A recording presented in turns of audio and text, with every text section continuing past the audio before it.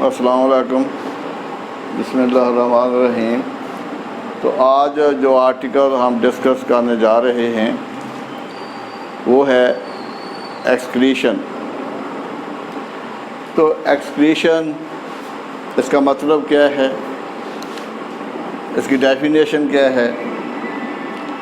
Removal of waste materials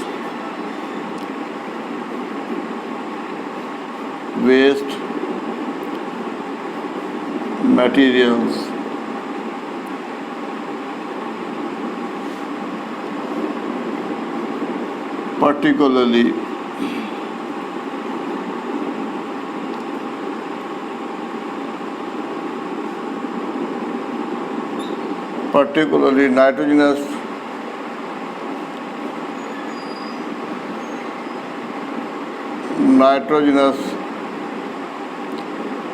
waste products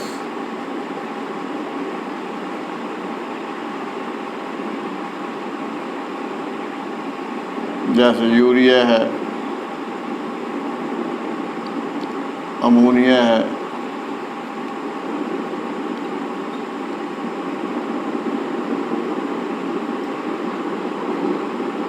uric acid,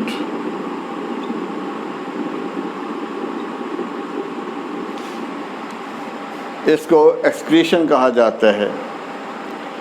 यानी excretion का actually जो meaning है, मतलब है, वो है removal of nitrogenous waste materials. Nitrogenous waste materials उन मटीरियल्स को कहा जाएगा जो नाइट्रोजनस कंपाउंड की ब्रेकडाउन के नतीजे के तौर पर बनते हैं। जैसे अमाइनो एसिड्स हैं, उनकी ब्रेकडाउन होती है, प्रोटीन की ब्रेकडाउन होती है, उससे जो मटीरियल वेस्ट मटीरियल डेवलप होंगे उनको नाइट्रोजनस वेस्ट मटीरियल्स कहा जाता है। तो removal of unwanted the waste materials, particularly nitrogenous waste materials from the body, is called excretion from the body। तो उसको एक्सक्रीशन का नाम दिया जाता है। अब पहले हम देखेंगे एक्सक्रीटरी प्रोडक्ट्स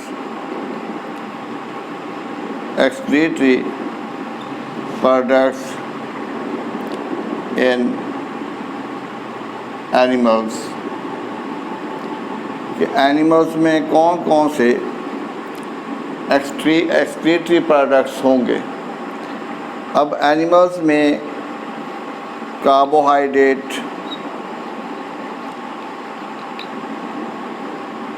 लिपिड्स, जब इनकी मेटाबॉलिज्म होती है, इनकी मेटाबॉलिज्म होगी,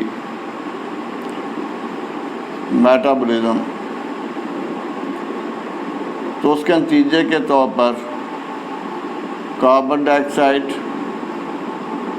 एंड वाटर produced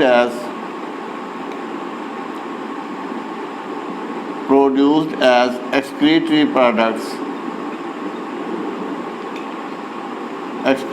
products के तौर पर ये प्रोड्यूस होंगे, कार्बन डाइऑक्साइड और वाटर। और दूसरा न्यूक्लियोप्रोटीन्स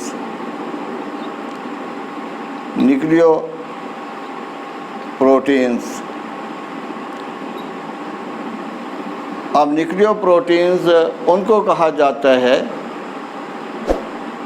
जो कि क्रोमोसोम के साथ एसोसिएटेड होती हैं, न्यूक्लिक एसिड के साथ एसोसिएटेड होती हैं, डीएनए के साथ एसोसिएटेड होंगी, आरएनए के साथ एसोसिएटेड होंगी, उनको न्यूक्लियर प्रोटीन कहा जाता है। और न्यूक्लियर प्रोटीन जब इनकी मेटाबॉलिज्म होती है जब इनकी मेटाबॉलिज्म होगी तो उसके नतीजे के तौर पर नाइट्रोजनस वेस्ट मटेरियल डेवलप होंगे, यानी अमोनिया, यूरिया, यूरिक एसिड। तो ये वेस्ट मटेरियल होंगे, वेस्ट मटेरियल्स होंगे। इनको वेस्ट मटेरियल्स कहा जाएगा। अमोनिया, यूरिया, यूरिक एसिड, तो these are produced as a result of metabolism of nucleoproteins, यानी वो प्रोटीन्स जो न्यूक्लिक एसिड के साथ एसोसिएटेड होती हैं। तो न्यूक्लिक एसिड में डीएनए आ जाता है, आरएनए आ जाता है, तो उनको न्यूक्लियोप्रोटीन का नाम दिया जाता है। अब ये जो न्यूक्लियोप्रोटीन, इसके नतीजे के तौर पर जो वेस्ट प्रोडक्ट बनते हैं, अमोनिया बनता है, यूरिया बनता है, यूरिक एसिड बनता है, तो ये अगर ब्लड के अंदर इनका लेवल ज़्यादा हो जाए तो ये जानदार के लिए हार्मफुल होगा, नुकसानदेह होगा। तो ये तो हो गया कि एनिमल्स में कौन कौन से एक्सक्रीटरी प्रोडक्ट्स होंगे। अब हमने देखना है प्लांट्स में कौन कौन से एक्सक्रीटरी प्रोडक्ट्स होंगे। प्लांट्स में अब प्लांट्स जो हैं excretory products, excretory products in plants. अब जो प्लांट्स हैं ये ऑटोट्रॉफिक होते हैं, ऑटोट्रॉफिक, जिनमें फोटोसिंथेसिस का प्रोसेस होता है और फोटोसिंथेसिस के प्रोसेस के दौरान इनमें ऑक्सीजन प्रोड्यूस होती है। During photosynthesis, during photosynthesis, during photosynthesis, तो इनमें ऑक्सीजन प्रोड्यूस होगी as waste product, as waste product, as waste product. और जब इसके अंदर मेटाबॉलिक रिएक्शंस होते हैं, रेस्पिरेशन होती है, तो मेटाबॉलिक रिएक्शंस, मेटाबॉलिक रिएक्शंस, इनके दौरान कार्बन डाइऑक्साइड और वाटर ये प्रोड्यूस होंगे एज वेस्ट मटेरियल्स। और तीसरा, प्लांट जो हैं produce various organic and inorganic, organic and inorganic compounds for their use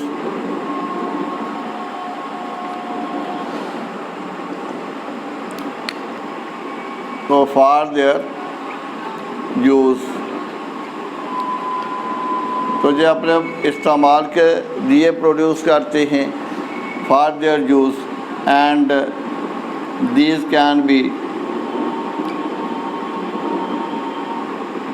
removed, इनको रिमूव भी किया जा सकता है from the body, from the body, तो इनको बॉडी से रिमूव भी किया जा सकता है।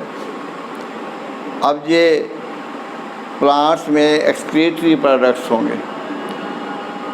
प्लांट्स में जो एक्सक्रीशन का प्रोसेस होता है वो एनिमल से डिफरेंट होता है, तो एनिमल से वो डिफ़र करेगा।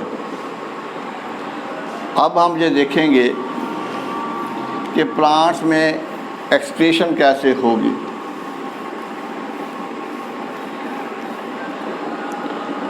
excretion in plants, excretion in plants, कि प्लांट्स में एक्सक्रीशन कैसे होगी। जैसे अभी हमने देखा कि जहाँ पर जो एक्सक्रीटरी प्रोडक्ट्स होंगे, एक्सक्रीटरी प्रोडक्ट्स, तो उसमें एक तो जो एक्सक्रीटरी प्रोडक्ट है वो ऑक्सीजन, और दूसरा रेस्पिरेशन के दौरान कार्बन डाइऑक्साइड ड्यूरिंग रेस्पिरेशन, और वाटर, ये दोनों का वेस्ट प्रोडक्ट होगा during photosynthesis and respiration, photosynthesis and respiration. और इसके अलावा बहुत से ऐसे प्रोडक्ट्स होंगे यानी ऑर्गेनिक, इनऑर्गेनिक वेस्ट मटेरियल्स होंगे, organic and inorganic waste materials होंगे, वेस्ट मटेरियल्स। तो ये सारे वेस्ट मटेरियल्स प्लांट्स में मौजूद होंगे। अब इनकी रिमूवल कैसे होगी, एक्सक्रीशन कैसे होगी। एक्सक्रीशन, तो एक्सक्रीशन में एक प्रोसेस होता है, उसको हम कहते हैं ट्रांसपायरेशन। ट्रांसपायरेशन यानी अगर प्लांट के अंदर एक्सेस वाटर है तो वो ट्रांसपायरेशन के ज़रिए यानी स्टोमेटा के ज़रिए उस वाटर को एक्सटर्नल इन्वायरमेंट में रिमूव कर दिया जाता है, और कुछ वाटर टर्जिडिटी को बहाल करने के लिए इस्तेमाल हो जाता है। इसी तरह से जो गैसेस होती हैं, मसलन ऑक्सीजन है, तो ये भी रेस्पिरेशन के प्रोसेस के दौरान ड्यूरिंग रेस्पिरेशन ऑक्सीजन जो है वो स्टोमेटा से खारिज हो जाएगी। तो oxygen is removed during respiration in plants। तो जो एक्सेस ऑक्सीजन होती है प्लांट के अंदर उसको रिमूव कर दिया जाता है एनवायरनमेंट में। ये वही ऑक्सीजन है जो हम सांस के लिए इस्तेमाल करते हैं, जो ब्रीदिंग के लिए हम इस्तेमाल करते हैं। तो प्लांट्स की वजह से एटमॉस्फेयर में ऑक्सीजन अबंडेंट अमाउंट में मौजूद है। और तीसरा इनके अंदर जो मैकेनिज़्म होता है वो वैक्यूल होते हैं, वैक्यूल। तो वैक्यूल के अंदर यूजफुल मटेरियल्स,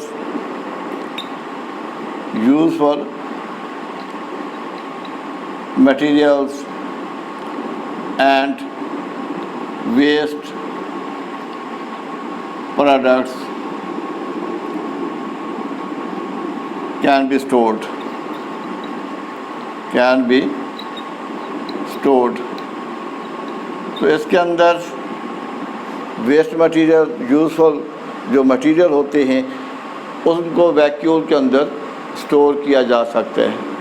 जैसे आपने फर्स्ट ईयर में पढ़ा कि प्लांट सेल के अंदर एक लार्ज वैक्यूल मौजूद होता है जो सेंटर को ऑक्यूपाई कर देता है, और उसी वैक्यूल की वजह से प्लांट के जो यंग पार्ट्स होते हैं, लीव्स होते हैं, उनको उनमें टर्जिडिटी डेवलप होती है, वो मैक्सिमम स्वेल कर जाते हैं, वो टर्जिड हो जाते हैं, तो वो वैक्यूल की वजह से।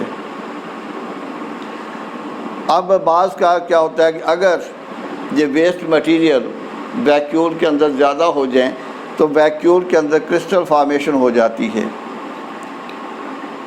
क्रिस्टल फॉर्मेशन हो जाएगी, क्रिस्टल फॉर्मेशन। तो जहाँ पर क्रिस्टल फॉर्मेशन हो जाएगी वैक्यूल के अंदर, अगर साल्ट की कंसंट्रेशन ज़्यादा हो जाती है तो फिर क्रिस्टल फॉर्मेशन हो जाएगी। अब ये डिफरेंट मेथड्स उनको हम डिस्कस कर रहे हैं। अगला जो मेथड जो एक्सक्रीशन का होगा उसमें लीव्स आ जाते हैं,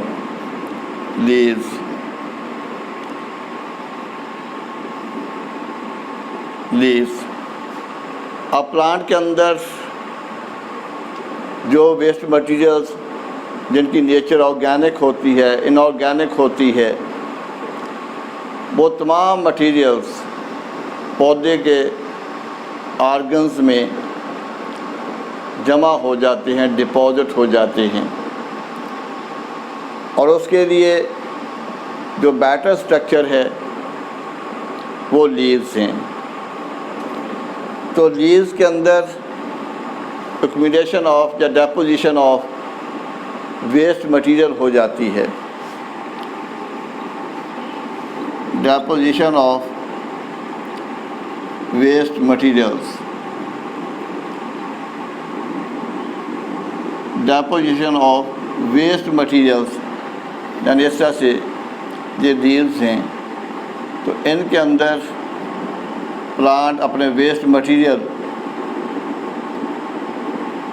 स्टोर करना शुरू कर देता है, वेस्ट मटेरियल्स, और पूरा साल वेस्ट मटेरियल लीव्स में जमा होते रहेंगे, डिपॉजिट होते रहेंगे।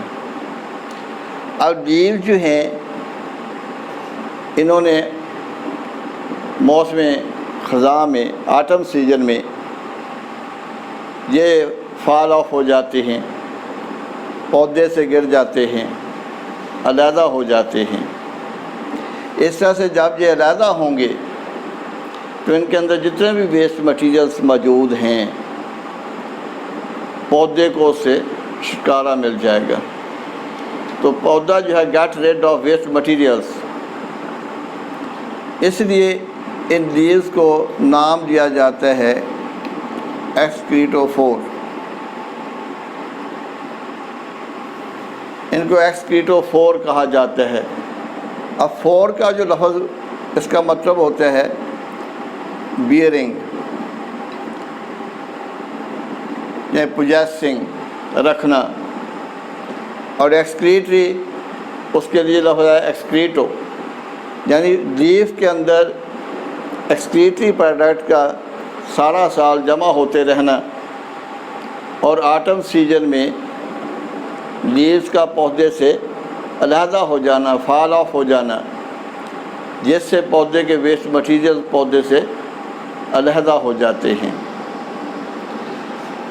अब ये जो लीव्स होते हैं जब ये फॉल करते हैं, ये गिर जाते हैं पौधे से, इस तरह से ये गिर जाते हैं ग्राउंड पर।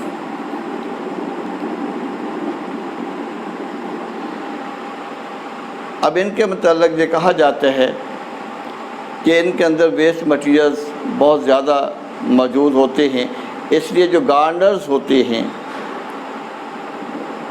माली होते हैं, वो इन लीव्स को मैन्योर के तौर पर इस्तेमाल करते हैं,